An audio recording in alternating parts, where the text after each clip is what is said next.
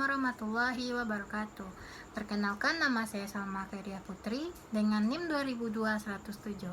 Saya berasal dari jurusan Administrasi Pendidikan, Fakultas Ilmu Pendidikan. Nah, pada kesempatan kali ini saya masuk pada mata kuliah Administrasi dan Supervisi, dan kali ini kita akan membahas mengenai administrasi pendidik dan tenaga kependidikan. Pendidik dan tenaga kependidikan atau bahasa singkatnya PTK. Jadi, pendidik itu adalah guru dan dosen, dan beberapa tenaga profesional lainnya masuk dalam kategori orang-orang yang kita pandang profesional di bidangnya, yang seharusnya mengerti, mereka paham tentang etik, moral, dan tanggung jawab, dan hak-hak yang seharusnya mereka berikan. Administrasi PTK atau Administrasi Pendidikan dan Tenaga Kependidikan. Sekarang kita kenali dulu siapa itu pendidik dan siapa pula tenaga kependidikan kita. Kita ambil dari Undang-Undang Nomor 20 Tahun 2003. Di situ dengan sangat jelas di mana bahwa tenaga kependidikan itu adalah mereka atau anggota masyarakat yang mengalihkan diri kemudian diangkat untuk menunjang penyelenggaraan pendidikan itu. Jadi mereka tidak terlibat secara langsung dalam proses pendidikan, tetapi mereka hadirnya adalah untuk menunjang keterlaksanaannya proses pendidikan tersebut yang ada di tingkat satuan pendidikan atau sekolah ataupun perguruan tinggi lainnya. Menurut Undang-Undang 20 Tahun 2003 ini tentang tenaga kependidikan, artinya adalah mereka yang disebut sebagai tenaga pendidik, yaitu tenaga yang punya kualifikasi sebagai guru, sebagai dosen, sebagai konselor, juga masuk pamong belajar, wisyawara, tutor, instruktur, fasilitator, dan sebutan lain yang sesuai dengan kekhususannya masing-masing, serta berpartisipasinya dalam penyelenggaraan pendidikan secara langsung. Kita lihat administrasi itu apa? Administrasi adalah konsep mengelola, konsep mengatur. Mengelola itu adalah proses buah bentuk aktivitas yang harus dilakukan oleh lembaga pendidikan, apakah di sekolah atau perguruan tinggi masing-masing. Mulai dari kapan, mulai dari apa, mulai dari tenaga pendidik dan kependidikan itu masuk dan diterima di lembaga kita sampai akhirnya berhenti atau yang bisa kita sebut dengan pensiun. Melalui proses perencanaan SDM atau sumber daya manusia ini, mulai perekrutan, seleksi, penempatan, pemberian, kompensasi, tunjangan, penghargaan, gaji, latihan, dan pengembangan. Nah, ini banyak rentetan kegiatan dalam proses administrasi itu sendiri.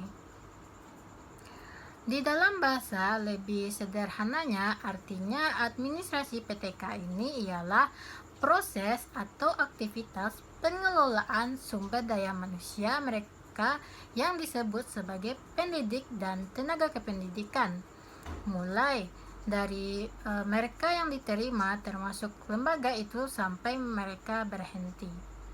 Proses dari administrasi PTK ini atau pendidik dan tenaga kependidikan itu secara garis besarnya kita membaginya menjadi 3 bagian atau yang bisa kita sebut sebagai 3 kegiatan.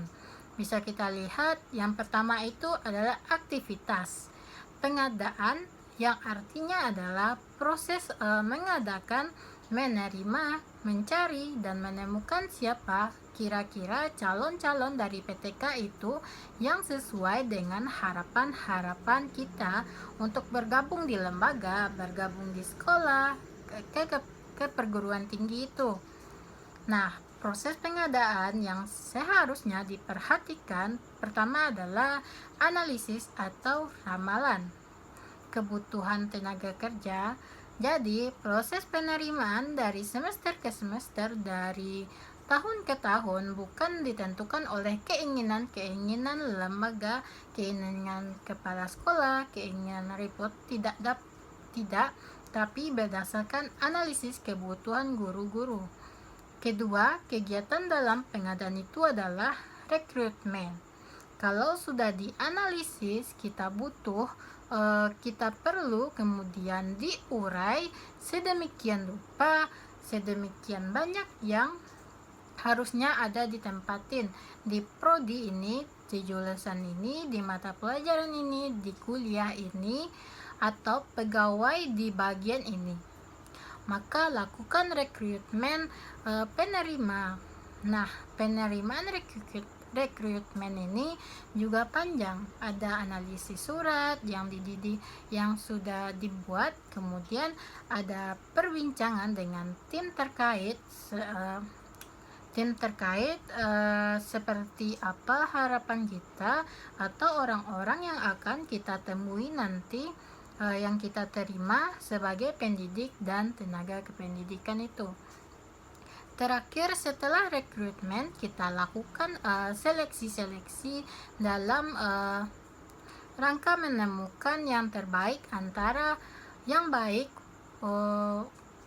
bukan memilih berdasarkan akumulasi pikiran, karena satu kampung atau karena rasa-rasa saudara yang tinggi, anak siapa, anak pejabat mana, tapi seleksi ditentukan sesuai dengan standar yang ditetapkan dan itu diberikan atau dipilih-pilih berdasarkan siapa yang paling memenuhi syarat tadi.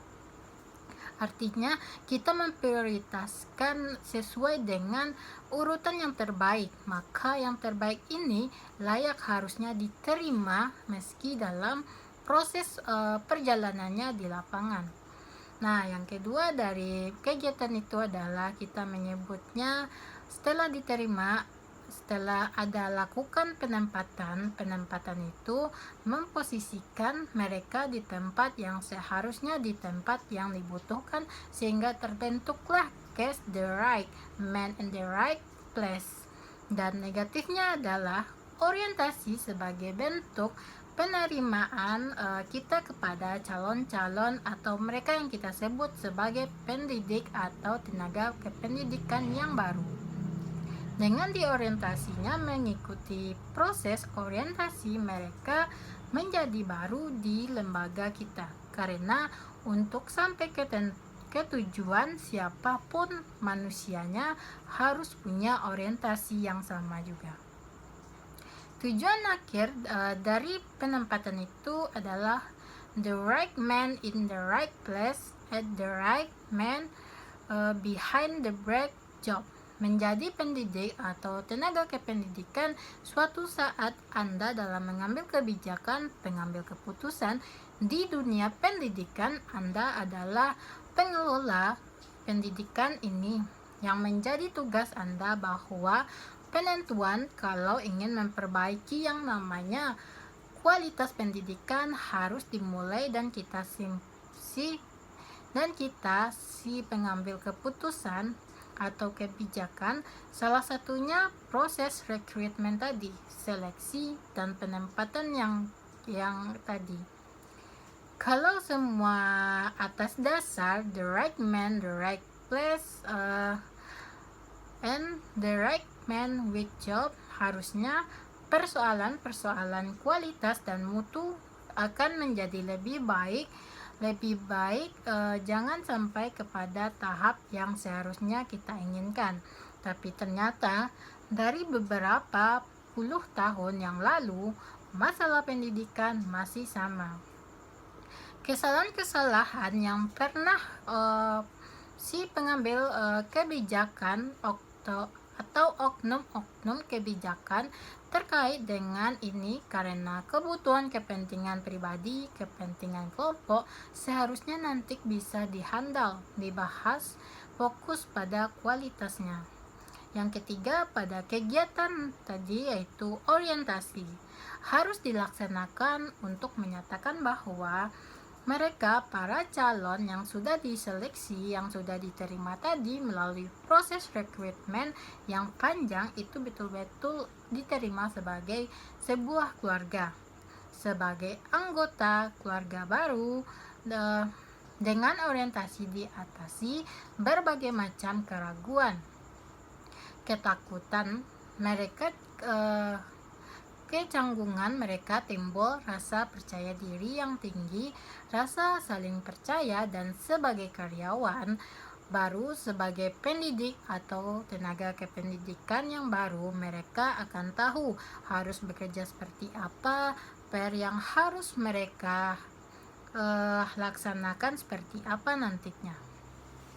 Cuti pendidik dan tenaga kependidikan menurut Undang-Undang Nomor 13 Tahun Pasal 79 Ayat 2 yang dijelaskan, seorang pekerja, seorang pendidik atau tenaga kependidikan punya hak cuti tahunan, dan itu lamanya sekurang-kurangnya 12 hari. Yang perempuan boleh memilih cuti selama 1 bulan sebelum dan 2 bulan sesudah melahirkan. Yang penting akumulasi cuti hamil, cuti melahirkan itu adalah 3 bulan. PTK diberikan hak untuk mengikuti pelatihan, seminar, workshop dalam rangka melatih dan mengembangkan skill-skill dan kemampuan mereka.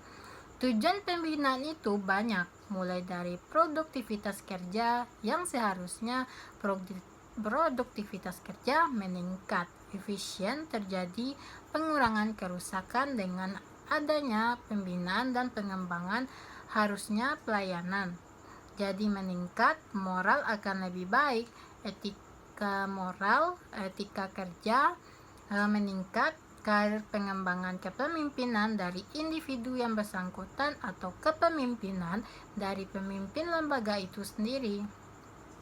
Langkah-langkah dalam pengembangan itu kita menyebutnya pengembangan karir. Satu, penentuan kebutuhan harus ditentukan dulu kebutuhan itu untuk apa.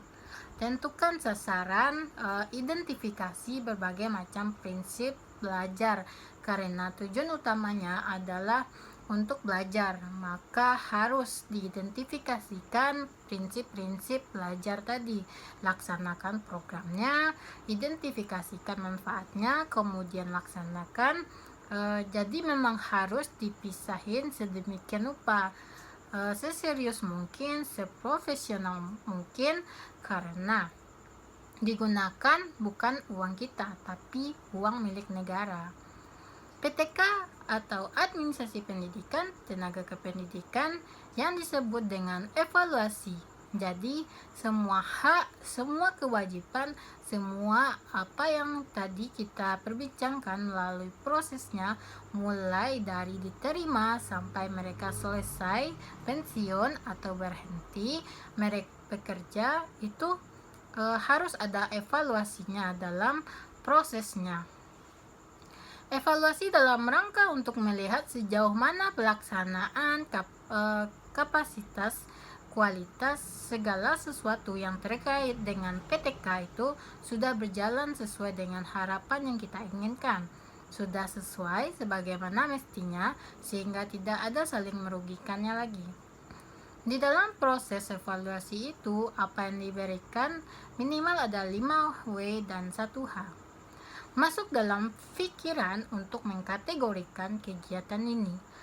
What, apanya, dinilai, why, kenapa dinilai, where, di mana penilaian itu dilakukan, who, siapa yang harusnya menilai, kemudian when, kapan seharusnya penilaian itu terjadi, dan how, bagaimana ini terkait dengan kinerja tadi. Evaluasi ini menjadi satu titik perbaikan untuk yang lainnya berikutnya, sehingga tujuan pendidikan bisa dicapai sebagaimana mestinya secara efektif dan efisien semungkin dalam batas waktu yang sudah ditentukan. Peran guru atau dosen dalam kegiatan administrasi adalah pengambil kebijakan, duduk bersama untuk mendapatkan role yang jelas terkait dengan apa yang dialami, yang dirasakan oleh guru dan para dosen, sehingga mereka tahu persis nanti akan dinilai seperti apa, bagaimana administrasi itu akan terjadi. Nah, sekian penyampaian materi dari saya. Saya ucapkan terima kasih banyak. Saya Salma Khairia Putri, pamit. Assalamualaikum warahmatullahi wabarakatuh.